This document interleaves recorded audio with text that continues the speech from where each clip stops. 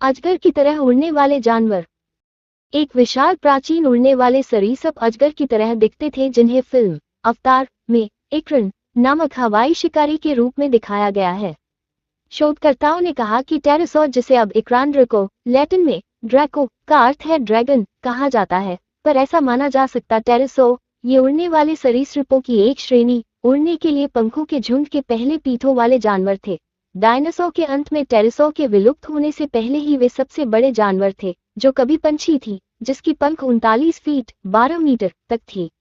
हालांकि डायनासोर के साथ टेरोसॉर रहते थे, इन उड़ाने वाले सरीसृप इक्रानड्रको डायनासोर नहीं थे, पर इन्हें डायनासोर की प्रजाति ही माना जाता है। वैज्ञानिकों ने लगभग 120 मिलियन वर्ष पहले सरीसृप के दो आंशिक कंकाल की जांच की थी, जो कि शुरुआती क्रेटासियस अवधि में था। उन्होंने इन जीवाश्मों को पूर्वोत्तर चीन के ल्यूनिंग प्रांत में शुष्क पहाड़ियों में की, जो कि पिछले दशक में वहां पंख वाले डायनासोरों की खोज के लिए प्रसिद्ध रहा है। पहले जब सरीसृप जीवित था, उस क्षेत्र में जहां ये पाया गया था एक मीठे पानी की झील थी जो गर्म जलवायु के साथ कई प्रकार के जानवरों जैसे मछली, कछुए, अन्य टेरोसॉर्स, पंख वाले डायनासोर, पक्षियों और स्तनधारियों के लिए घर हुआ करता था।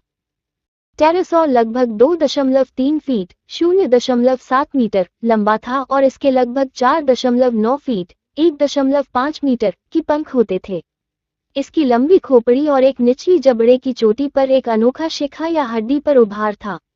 इक्रंद्राको के जबड़े के शिखर के पीछे थोड़ा हुआ संरचना थी। शोधकर्ताओं ने सुझाव दिया है कि इस पायदान ने मुलायम ऊतकों के लिए एक लंगर के रूप में काम किया होगा। साथ ही यह भी सामने आया है कि इक्रंद्राको के पास गले की थैली थी, जैसे कि पोलिकन भोजन का भंडार करने का उपयोग करता है। शोधकर्ताओं ने कहा कि इक्रानड्रको को कभी कभी पानी के ऊपर घूमते हुए और सतह के पास शिकार किया करते थे।